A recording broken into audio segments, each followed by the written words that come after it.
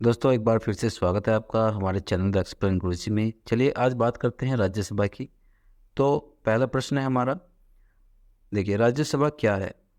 दोस्तों राज्यसभा हमारे संसद की उच्च सदन है। दो सदन होते हैं, लोकसभा और राज्यसभा। तो भारत की संसद का जो उच्च सदन होता है वो राज्यसभा होती है। चलिए नेक्स्ट सवाल पर चलते हैं। अगला सवाल हमारा आता है, राज्यसभा की स्थापना कब हुई। दोस्तों 1952। आप इसको बहुत अच्छी तरह याद रखिए, कई बार एग्जाम में पूछा गया है। चलिए नेक्स्ट सवाल पर चलते हैं। देखिए तीसरा मोस्ट इम्पोर्टेंट सवाल है, राज्यसभा में अधिकतम सदस्य संख्या कितनी होती है। यहाँ मैंने सबकी तुलना कर दी है। कुल जो कुल हो सकती है अधिकतम, कुल निर्वाचित, कुल मनोनीत, और यहाँ पर मैंने वर्तमान में बता दिया कि कितनी संख्या है सदस्यों की। देखिए अधिकतम 250 कुल रह सकते हैं, लेकिन वर्तमान में 245 है। निर्वाचित 238 हो सकते हैं टोटल, और मनोनीत 12, और 245 इस बार जो वर्तमान में कुल संख्या है, और 233 निर्वाचित हो सकते हैं, और 12 जो कि राष्ट्रपति द्वारा मनोनीत किए जाते हैं। आशा करता हूँ ये समझ में आया होगा। अगले सवाल पर चलते हैं। राज्यसभा में वर्तमान में कितने स्थायी सदस्य हैं। तो दोस्तों मैंने भी बताया आपको 238 स्थायी सदस्य हैं, जो कि कभी विघटित नहीं होते।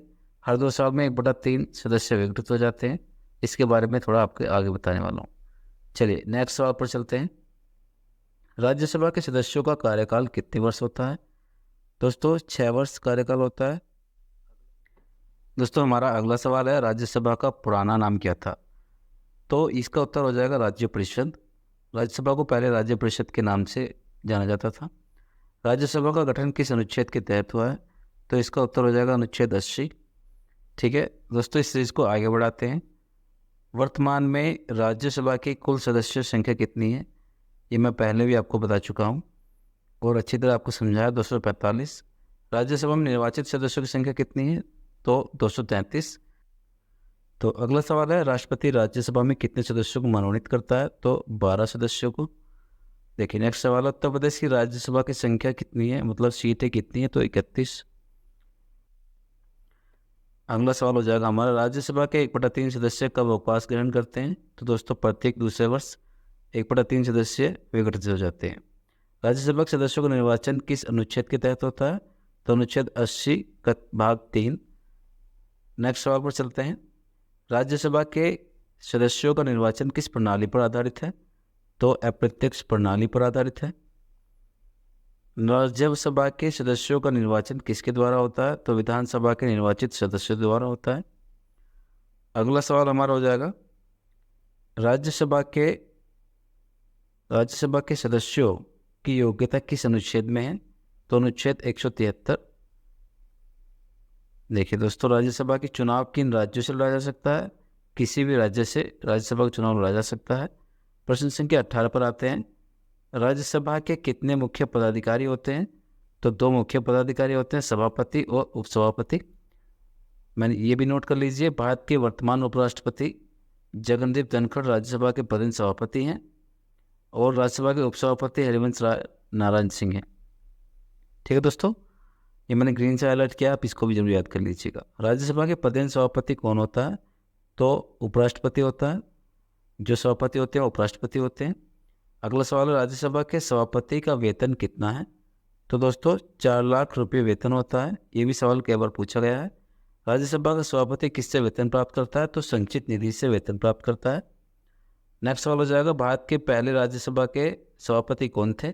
तो दोस्तों सर्वपल्ली डॉक्टर राधाकृष्णन राज्यसभा के जो पहले सभापति थे। राज्यसभा में उपसभापति कैसे चुना जाता है। तो सदस्यों द्वारा उपसभापति चुना जाता है। तो उच्च सदन की क्या विशेषता है। देखिए राज्यसभा की विशेषता है कि वह कभी विघटित नहीं होती या भंग नहीं होती है। ठीक है दोस्तों, राज्यसभा की पहली बैठक कब हुई थी। तो 13 मई 1952 को पहली बैठक हुई थी। राज्यसभा की पहली बैठक की अध्यक्षता किसने की थी।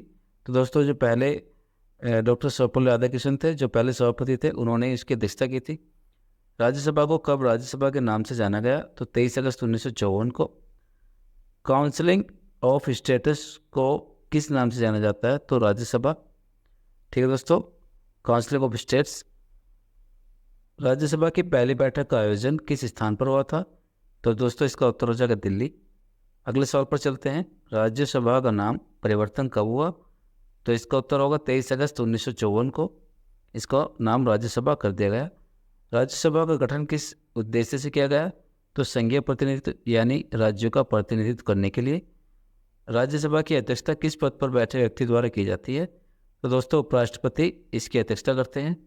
राज्यसभा एक वर्ष में कितनी बार अधिवेशन होता है? तो 2 बार।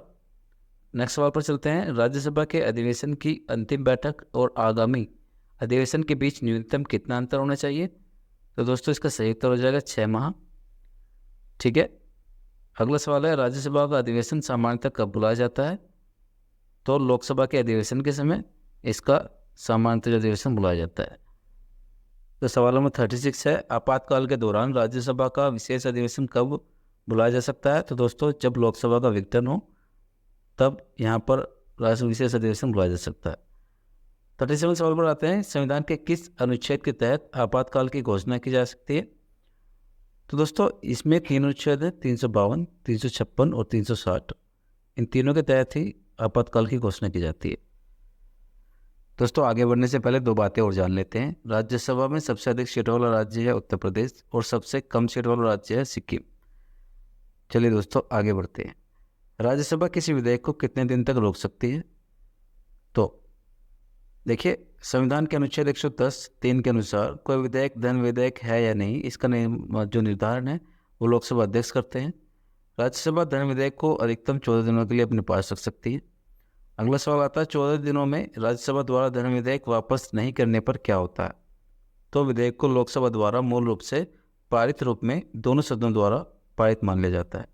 तो दोस्तों ये थे राज्यसभा से संबंधित कुछ महत्वपूर्ण प्रश्न। आशा करता हूँ आपको बहुत अच्छे से समझ में आए होंगे, और अगर आप हमारे चैनल को सब्सक्राइब करते हैं तो हमारी नई वीडियो आपके पास जल्दी पहुँच जाएगी। चलिए मिलते हैं नई वीडियो में, तब तक के लिए जय हिंद, जय भारत।